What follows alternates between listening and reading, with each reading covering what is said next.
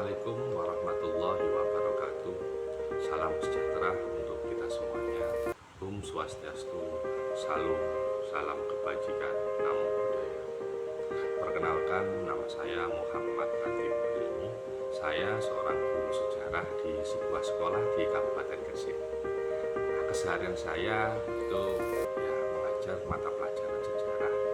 Ketika mengajar pelajaran sejarah, ini saya lebih suka untuk mengajak anak-anak belajar langsung ke lapangan, sehingga saya mencoba untuk menghadirkan masa lalu tersebut di hadapan anak-anak, sehingga mereka itu bisa mengambil pelajaran di masa lalu untuk kehidupan yang masa yang akan datang. Selain mengajar, keseharian saya juga sering beraktivitas di beberapa komunitas ataupun lembaga yang bergerak di bidang kebudayaan ini di sekitar Kabupaten Gresik. Nah, dalam mengikuti kegiatan-kegiatan di komunitas dan juga lembaga kebudayaan tersebut, ini saya juga sering dimintai tolong untuk menjadi tour guide dan juga narasumber pada kegiatan mana berada di Kota Lama Kabupaten Gresik. Nah, Kota Lama Kabupaten Gresik itu kan ada beberapa hal yang baru, yaitu salah satu wisata yang baru saja diresmikan oleh Mas Menteri Sandiaga Uno Menparekraf, yaitu yang bernama Bandara Gresik. Nah, itu saya sering sekali di situ untuk mengantarkan masyarakat umum yang ingin mengetahui sejarah di Bandara Gresik tersebut. Nah, kebetulan pada tahun lalu sekitar bulan November-Desember tahun 2022, ini saya juga dimintai tolong untuk menjadi penerjemah beberapa manuskrip koleksi digital perpustakaan dan kearsipan Kabupaten Gresik. Nah, adapun manuskrip tersebut yang sudah saya terjemahkan itu sudah saya lampirkan di portofolio yang sudah diunggah di Buran Portal Dana Indonesia. Nah, beberapa bulan yang lalu saya juga dimintai tolong oleh Dinas Kebudayaan Kabupaten Gresik untuk menjadi narasumber di Museum Sunan Giri. Jadi ada beberapa tamu yang mana tamu-tamu tersebut itu dari kalangan pejabat di Kabupaten Gresik, ingin mengetahui apa aja isi-isi dan sejarah beberapa artefak benda-benda peninggalan sejarah yang berada di Museum Sunan Giri.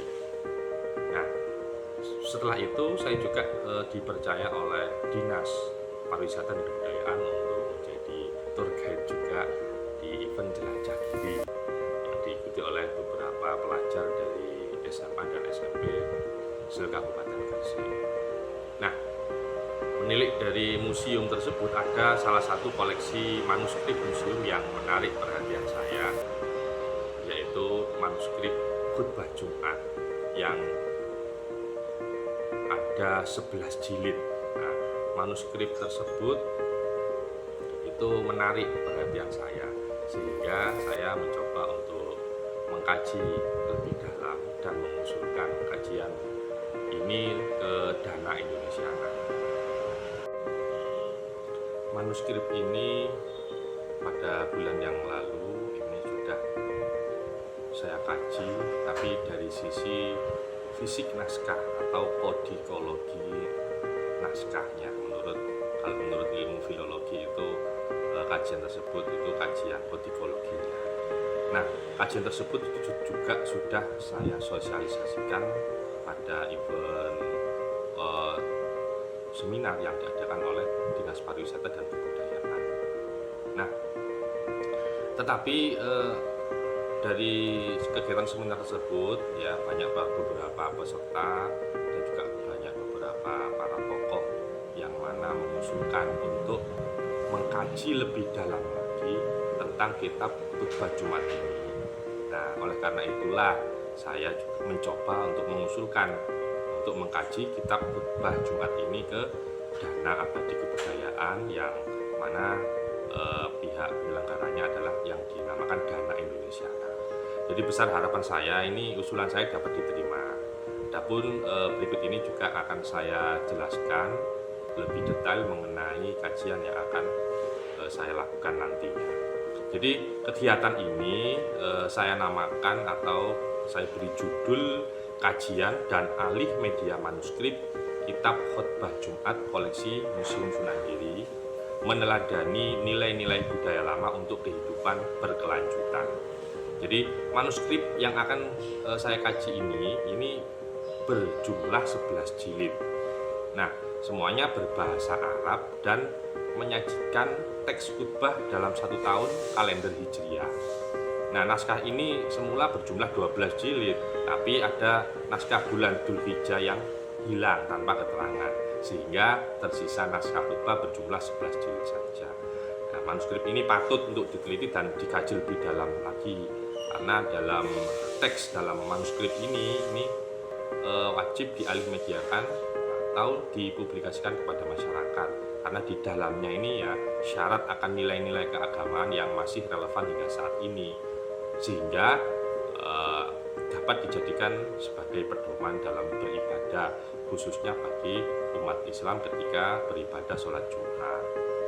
Nah, kegiatan ini juga bertujuan untuk melestarikan keberadaan manuskrip, mengkaji, menggali substansi nilai-nilai yang terkandung dalam manuskrip, serta menyampaikannya kepada masyarakat isi dalam manuskrip ini agar dapat dijadikan pedoman khutbah dalam beribadah Jumat, dan juga bisa kita jadikan sebagai pedoman kehidupan beragama bagi umat Muslim.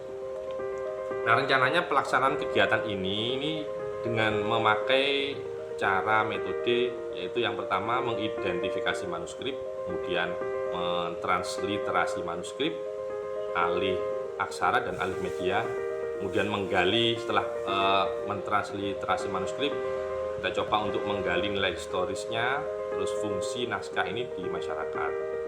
Nah, kemudian juga menggali nilai-nilai yang terkandung dalam khutbah, serta mengalih mediakan hasil dari transliterasi manuskrip ke dalam bentuk media cetak dan juga media digital, sehingga dapat dimanfaatkan oleh masyarakat. Nah, kegiatan ini juga akan melibatkan beberapa para ahli.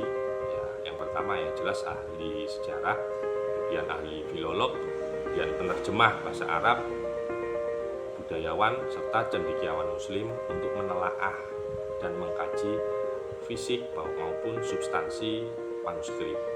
Nah, ini juga nantinya akan menggandeng pemerintah sebagai sumber daya pendukung ya, yang mana yang pertama Dinas Pariwisata dan Kebudayaan yang menjadi institusi penyimpan naskah, serta nantinya diharapkan Dinas Pariwisata dan Kebudayaan ini membantu juga dalam pelaksanaan kajian ini, menyebarluaskan hasil kajian, kemudian menghubungkan dengan dinas-dinas yang lainnya yang berhubungan. Nah, kemudian kajian ini diharapkan juga dapat menghadirkan nilai-nilai budaya lama yang terkandung dalam naskah, sehingga dapat dimanfaatkan untuk kehidupan saat ini dan juga yang akan datang. Nah, kemudian itu hasil yang diharapkan.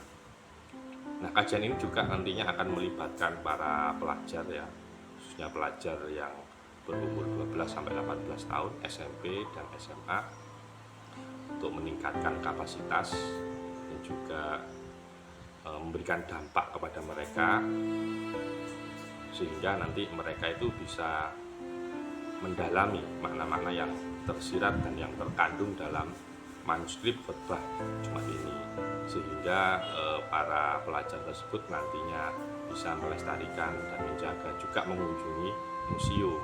Nah, itu salah satu juga tujuan dari kajian ini. Demikianlah yang bisa saya sampaikan. Besar harapan saya usulan yang saya sampaikan ini bisa diterima. Demikian.